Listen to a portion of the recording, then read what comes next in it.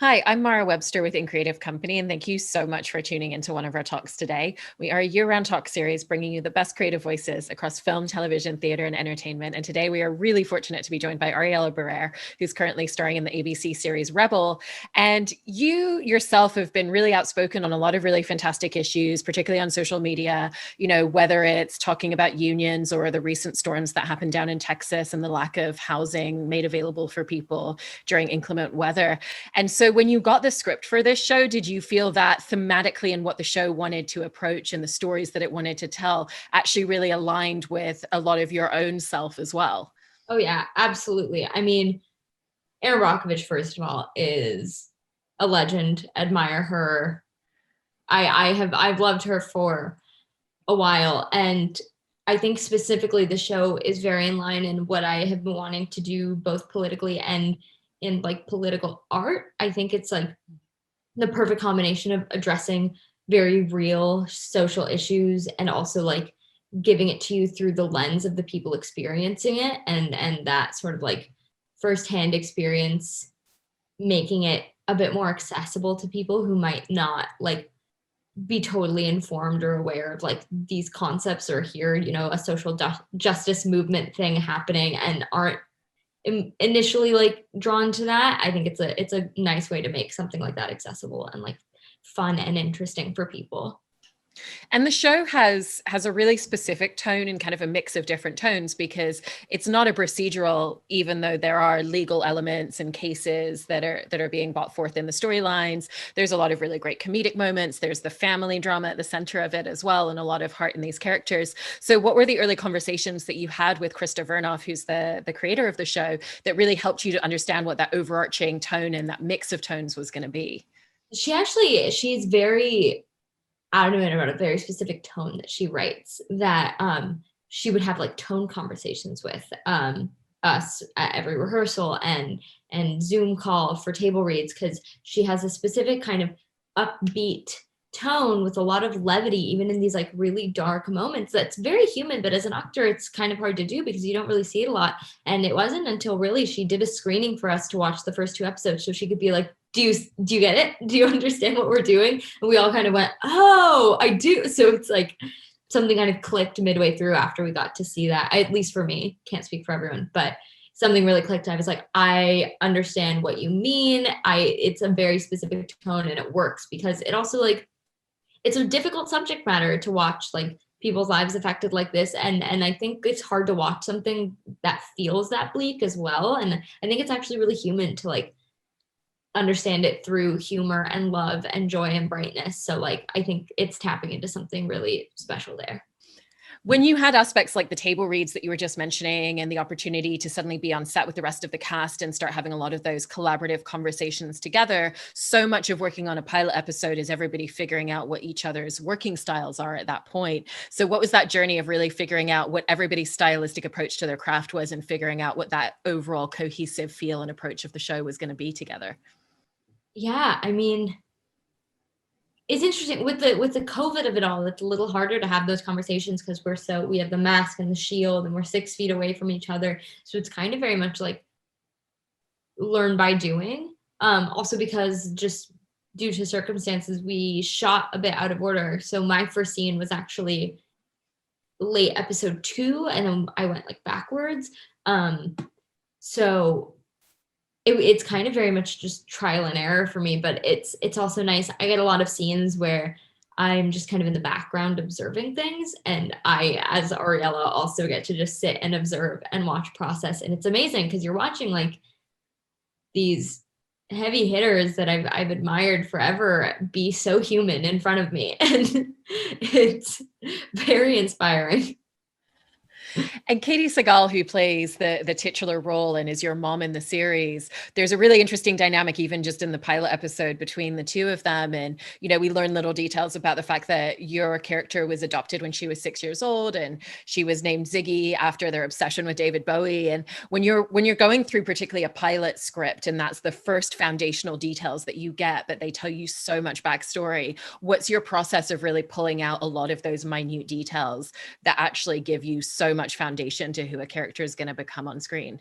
I mean, there's not even much to say that like they gave so much information and they were so giving. It's hard in a first episode, especially like normally auditions. I mean, in my personal experience, also with my last show, it's like you get no information. I didn't know the name of the person or the project I was up for, but like this one, you do kind of get to know the characters really well, and the process is kind of easy from there because they give you all the information, and then it's just about turning that into a subjective and lived in experience. And of course, there was like additional research that had to go in with like, you know, learning about what addiction and recovery is like for people, and also just learning what that physically is like, what the science of that is like, and then beyond that, understanding like how it feels to experience that. That was like a lot of the process, and then you know, once that foundation is there, it's just getting on set and playing and exploring the relationships and circumstances of the show. And with the addiction research that you just mentioned, that's partly because Ziggy is going through Narcotics Anonymous. She's 72 days sober when we meet her at the beginning.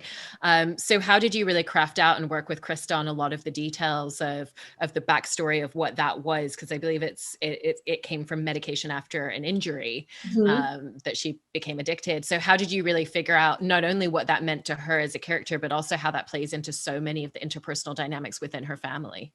Yeah, I mean, the original plan when we were going to shoot pre-COVID was like a much more hands-on, active researching role, but that was not available to me. So I was very lucky to meet people who were very open and giving about their experiences. And as for Krista, she just it's little gems of insight that actually fill in a lot. Like there's that scene in the first episode where we're talking about how many days we have clean.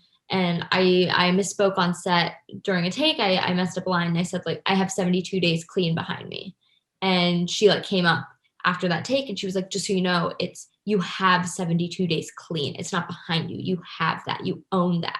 And it's little things like that that like really shape what the experience of recovery is like, that she offers to me to help me in my process. That put a lot into place for me, just that comment. And it feels like her recovery is something that her family are really active participants in as well. You know, we have her mom talking about going to her meetings and talking about the necessity of creating a lot of stability for her. So how do you think that really informed a lot of their dynamic as a mother and daughter? I mean, it's interesting. I also don't know how much I can really talk about, but one of our first rehearsals, Krista came in with a full timeline of everyone's relationships so that we could go in knowing exactly who is who to us specifically. And it had every detail in there. And one thing she did talk about was what my Ziggy's recovery meant for our family dynamic and what that meant for their marriage and how it affected all of us. And that actually ends up coming into a bigger plot point. So I'm like trying to be very discreet about it. But yeah, it was very mapped out from the beginning and very useful. And with some of the other aspects of that mother-daughter relationship, I was interested in just how a lot of Ziggy's worldview has been informed by the work that her mom does, the causes that she goes out and supports. And there's even mention about the fact that her mom's had to travel a lot and has spent a lot of time not being around, and that's created a certain disruption within the family as well. So how did you really think about Ziggy in terms of what she's really learned from watching her mom in these positions, and then as she's gotten older, becoming active and being part of that process as well, but also some of the disruption and some of the sacrifices that they've had to make at the same time? Yeah. I mean, I think that's a really difficult thing for a child to grow up around, because even though her mom is a fighter and changing the world and doing great things, you're still just taking in all of the darkest parts of humanity and the ways that people can hurt each other and be hurt. And it's hard to listen to. I mean, even like me on the show, I'm listening to actors say dialogue and I'll get really upset about it. And I think that's the thing about Ziggy. I think that's like a big driving force, is that she's very sensitive in ways that I think when we think of sensitive, we think of like people that are openly emotional all the time. But I think it's like a deeper sort of, not deeper, but like a more internalized thing where she sees all this injustice and she takes it really personally. And like, of course, when you're a teenager and circumstances are what they are for her like unhelping coping mechanisms are not surprising, and she fell into what she fell into. I mean,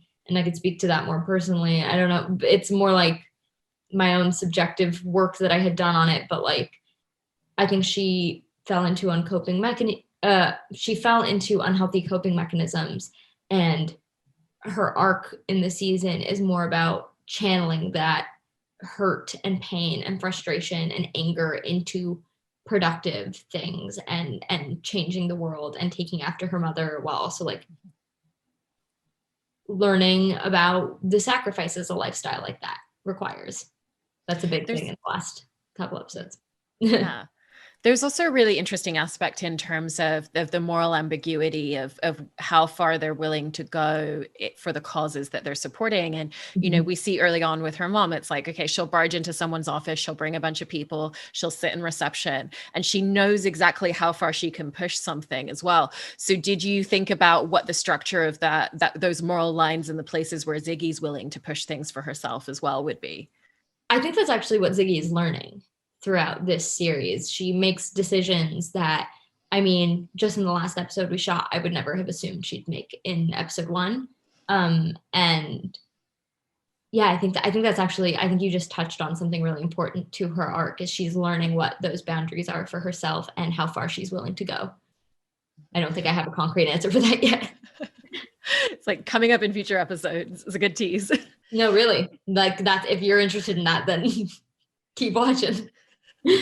There's also the really interesting juxtaposition between her and her sister that we've seen on screen so far, because, you know, they've grown up in the same household, but they have very different like views on life and ways that they approach things. And her sister's the one that is kind of much more of like the very stringent rule follower, and like everything's by the book. And so did the two of you, in shaping that dynamic and relationship, really specifically think about what are the things and the ways where their fabric is very much similar to each other from that shared house, from that shared family, some of the shared experiences, against like what some of the real juxtapositions were going to be? I mean, it's that thing where once again, it was so clearly laid out in the script and the dynamics that it's like, it's all on the page. There wasn't much conversation that had to happen from there. It was mostly just Lex and I, who plays Cassidy. It was mostly our thing has just been about like sister bonding. And I think it's that I have a sister in real life, an older sister, and it's that thing. I think there's like a very distinct thing about sister dynamics where it's like, you think you know them better than they know themselves, but they don't know you. And like that, how dare they assume that they know you, they don't get you. And then it's that double standard. And I think that's very true to Cassidy and Ziggy. So it's kind of this interesting thing where it's like, Lex and I didn't even necessarily have to talk about their dynamic. The first time we did a scene together, we were like, there it is. We're just like, now it's just about chemistry and rapport and all that. There's also some really, really great costume details in your character already. Like I'm thinking about the leather jacket that she's wearing early a real on. leather jacket that are like a vintage leather jacket that our costume designer Olivia found. She's amazing. That's incredible. Do you personally find that a lot of those details really help in terms of just giving you additional insight and details in a character?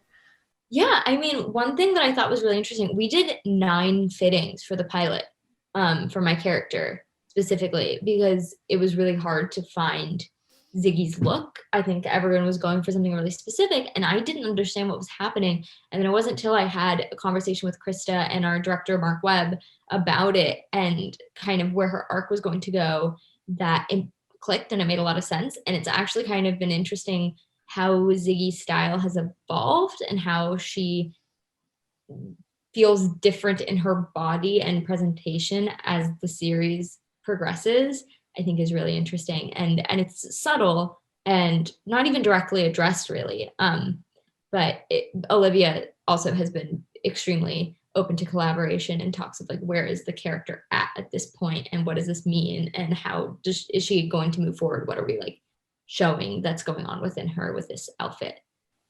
I also wanted to talk about the Runaways in relation to how it's informed the way that you're working on this series, because when you've discussed working on that show in the past, you've mentioned how great it was to be on such an ensemble piece and to really have a space where you trusted everybody so implicitly that you were working with. Mm-hmm. And I imagine that that gives you more space to try a lot of things creatively and a different type of freedom, because you know that it's a safe space and there's like a safety net underneath you. If something doesn't work, you can try something different. It's all going to be okay. So how is working specifically in that way, having that safety, having that trust with that really great ensemble cast, really influenced the way that you've come into working on this show? It's a really good question. It's really interesting because in some ways this is still an ensemble, and I do feel very safe and I have this safety net, but I do also feel like Ziggy being less at the forefront of the actual overarching plot of the show kind of puts into perspective what I'm doing there. Like with Runaways, it was like we were all kind of the leads and we're all exploring our characters very personally, and like we all have our own very distinct plot lines. And here on the show, I feel on Rebel, I feel very much in service to a greater story, which I think also speaks to the themes of the show itself. But it's very much going on set with that mentality where it's like I still have that safety net. It's still very much an ensemble piece. I get along very well with everyone. I mean, everyone's great. Honestly, it's been a really, really fun time, and I feel very supported by everyone on set. But it's also interesting. I think the mentality on this set is very much like we're in service to this greater story, just like our characters are in service to this greater cause. And like, what can we do to tell this story the most effectively? And on the Runaways, you also had an opportunity at one point to write a song that was then used in the series, where the showrunners actually came to you specifically and asked you to do that. And then in working with a composer on putting that together, because you've written music at other points, how was that a slightly different composition experience for you, and having to think so specifically in terms of character and the setting of that story and the world of the show as you were putting together that song? Oh, that was so fun. That was such a fun experience. Well, that was really interesting because Siddhartha, the composer, so lovely, very talented person. And he kind of already had a little melody he wanted to work with. And then we were just talking about what the song represented for them, at what point in their life they wrote it. And it allowed for a lot of artistic freedom because I always had a bit of self-consciousness in songwriting, and like my band that I was in high school, it was very much like we were in the LA punk scene. It was a very personal experience sharing your songs with people you know, and it's your face and your story presenting it, versus like writing a song for a character. You get a bit of freedom in that, like for me writing that song specifically, it was like I'm writing a song a 6-year-old wrote. So the lyrics aren't going to be like really complex metaphors. It's going to be like a thing they thought of for fun. I think the lyrics were something about like we're going to sleep on the moon or something like that. And it's like it's just sweet, and it's like we did try to like I don't remember the exact words right now. This would be great if I remember that. I do just remember we were trying to like foreshadow what was going to come while also like giving insight into where they're at emotionally right now and their backstory. And there was a lack of self-consciousness in doing it because we got to do it through the lens of like, these are 2 6-year-olds that wrote this song, you know? You also recently wrote and directed your first short film, Mm-hmm. and you've got a really, really amazing cast in it as well. And so I was really curious about the way in which you've used a lot of your experience over the years and all the different directors that you've gotten the opportunity to work with, because, you know, particularly with television, there's directors coming in and out all the time. So you get to watch and learn and observe. So how did you really absorb a lot of that and figure out what you wanted your directorial style to be, particularly when it came to the collaboration with your cast, the way that you wanted to communicate with them and the way that you really wanted to work on scenes together? Yeah. I mean, great question. um, yeah, I'd always wanted to be a director. I'd always like, I think there was even a time in my life where I was kind of more obsessed with directing and writing. Um, so I'd read a lot of books and I've just spent my whole life watching movies. And then being on a TV set was like the perfect way to learn all the like technical things I missed out on in school. I got to just learn about like blocking and lighting and camera terms.